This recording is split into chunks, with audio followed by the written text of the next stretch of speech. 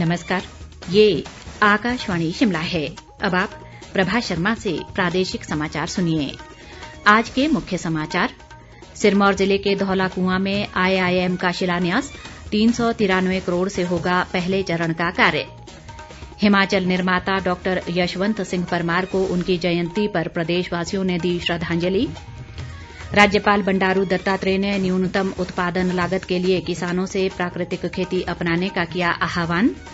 और अयोध्या में राम मंदिर निर्माण के लिए कल होने वाले भूमि पूजन की तैयारियां जोरों पर। अब समाचार विस्तार से। मुख्यमंत्री जयराम ठाकुर, केंद्रीय शिक्षा मंत्री रमेश पोखरियाल निशंक, शिक्षा राज्य मंत्री संजय धोत्रे और केंद्रीय वित्त राज्य मंत्री अनुराग ठाकुर ने आज वीडियो कॉन्फ्रेंस के माध्यम से सिरमौर जिले के धौलाकुआं में भारतीय प्रबंधन संस्थान IIM की आधारशिला रखी। इस संस्थान के पहले चरण के कार्य पर करीब 393 करोड़ रुपए की लागत आएगी। मुख्यमंत्री ने कहा कि ये संस्थान सुंदर व शांतिपूर्ण वातावरण में विद्यार्थियों को बेहतर शैक्षणिक माहौल प्रदान करेगा। उन्होंने कहा कि ये IIM न केवल अग्रणी शिक्षण संस्थान के रूप में उभरेगा, बल्कि पर्यटकों के लिए भी आकर्षण का केंद्र बनेगा। मुख्यमंत्री ने कहा कि छोटा प्रदेश होने के बावजूद हिमाचल ने विभिन्न क्षेत्रों में विकास के नए आयाम स्थापित किए हैं।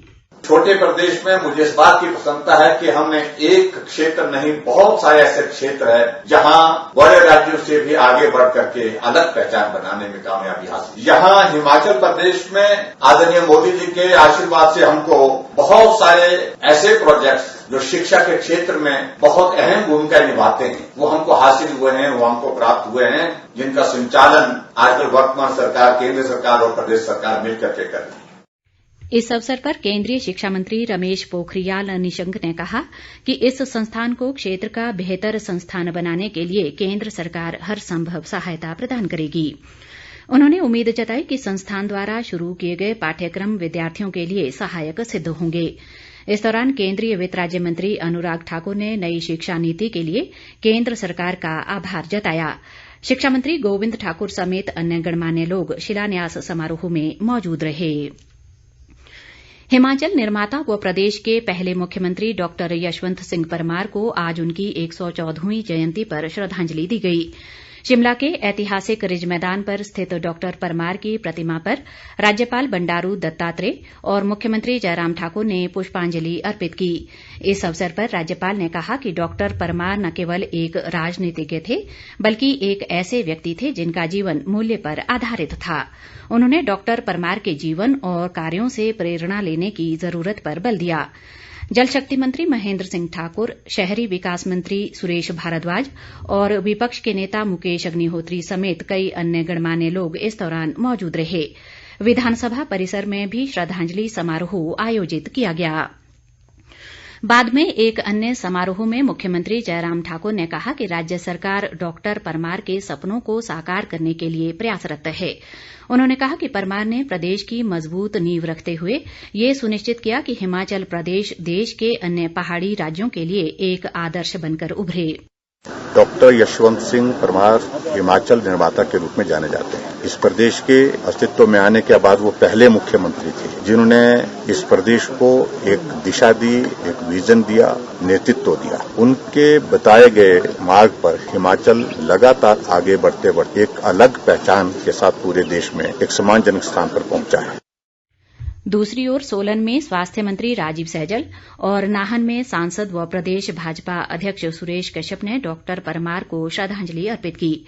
प्रदेश कांग्रेस अध्यक्ष कुलदीप सिंह राठौर ने पार्टी मुख्यालय शिमला में श्रद्धासुमन अर्पित किए। केंद्रीय वित्त राज्य मंत्री अनुराग ठाकुर ने वीडियो कॉन्फ्रेंसिंग के माध्यम से आज बिलासपुर में विकास कार्यों व योजनाओं की समीक्षा की। उन्होंने कहा कि कोरोना महामारी के दौर में जिला प्रशासन द्वारा किए गए प्रयासों से लोगों को किसी तरह की असुविधा नहीं हुई।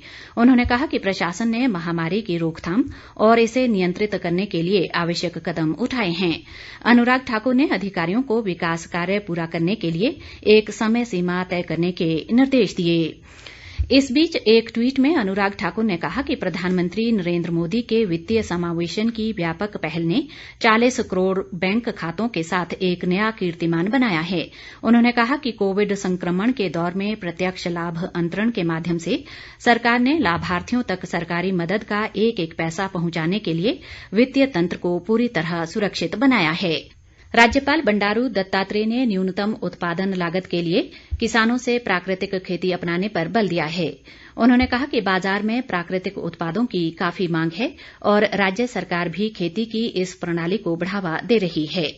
राज्यपाल को मुख्यमंत्री के प्रधान सचिव जगदीश शर्मा ने आज राजभवन शिमला में अपने बागीचे के सेब भेंट किए। इन्हें सुभाष पालेकर प्राकृतिक खेती कृषि प्रणाली के अनुरूप विकसित किया गया है। राजस्व मंत्री महेंद्र सिंह ठाकुर ने अधिकारियों को विभाग की कार्यप्रणाली में सुधार के लिए दिशा निर्देश जारी किए हैं। उन्होंने विभाग से जीपीएस आधारित मापन और भूलेख प्रबंधन के लिए केंद्र सरकार से प्रदेश को मिली राशि की रिपोर्ट तैयार करने को कहा है। उन्होंने जमीन हस्तांतरण की शक्तियों का सरलीकरण करने पर भी बल दिया।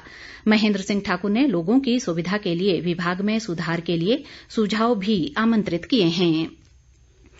वन व खेल मंत्री राकेश पठानिया ने कहा है कि वनों के जरिए रोजगार के साधन विकसित किए जाएंगे। धर्मशाला में पत्रकार वार्ता में उन्होंने कहा कि विभाग के अधीन चल रही परियोजनाओं के माध्यम से अधिक राजस्व जुटाने के प्रयास किए जाएंगे। उन्होंने बताया कि कांगड़ा जिले में खेल विश्वविद्यालय की स्थापना के लिए विस्तृत प्रस्ताव तैयार किया जा रहा है। प्रदेश में बीती रात से अब तक कोरोना संक्रमण के 39 नए मामले सामने आए हैं। इनमें से बिलासपुर में 14, कांगड़ा में 10, मंडी में 7, जबकि शिमला, चंबा, कुल्लू और सिरमौर जिले में 2-2 मामलों की पुष्टि हुई है।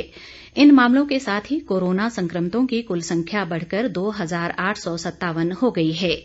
राज्य में 1669 लोग जहां उपचार के बाद स्वस्थ हुए हैं, वहीं 1148 सक्रिय मामले हैं। अयोध्या में राम मंदिर निर्माण के लिए कल होने वाले भूमि पूजन की तैयारियां जोरों पर हैं। प्रधानमंत्री नरेंद्र मोदी इस कार्यक्रम में शिरकत करेंगे। भूमि पूजन से पहले जारी 3 दिन के अनुष्ठानों के दूसरे दिन आज 6 घंटे का विशेष राम रचा अनुष्ठान किया जा रहा है। आज शाम होने वाले दीपोत्सव की तैयारियां जोरों पर हैं और सरयू के घाटों को बेहद खूबसूरत अंदाज में सजाया गया है। इस बीच सांसद रामस्वरूप शर्मा ने कहा है कि कल का दिन देश व दुनिया के लिए ऐतिहासिक होगा। उन्होंने कहा कि इस दिन का हर भारतवासी 500 वर्षों से इंतजार कर रहा था। भाजपा के वरिष्ठ नेता प्रेम कुमार धूमल ने भी राम मंदिर भूमि पूजन को ऐतिहासिक क्षण बताया है। उन्होंने कहा कि ये मंदिर राष्ट्रीय एकता व अखंडता का प्रतीक बनकर भारत की पहचान बनेगा। सोलन जिले के बद्दी की मुस्कान जिंदल ने संघ लोक सेवा आयोग की सिविल सेवा परीक्षा में देश में 87वां रैंक हासिल किया है। उन्होंने पहले ही प्रयास में ये परीक्षा उत्तीर्ण की है। 22 वर्षीय मुस्कान जिंदल की इस उपलब्धि पर बद्दी समेत पूरे प्रदेश में खुशी का माहौल है। मुख्यमंत्री जयराम ठाकुर, भाजपा के राष्ट्रीय अध्यक्ष जगत प्रकाश नड्डा और प्रदेश भाजपा अध्यक्ष सुरेश कश्यप ने मुस्कान जिंदल को बधाई दी है।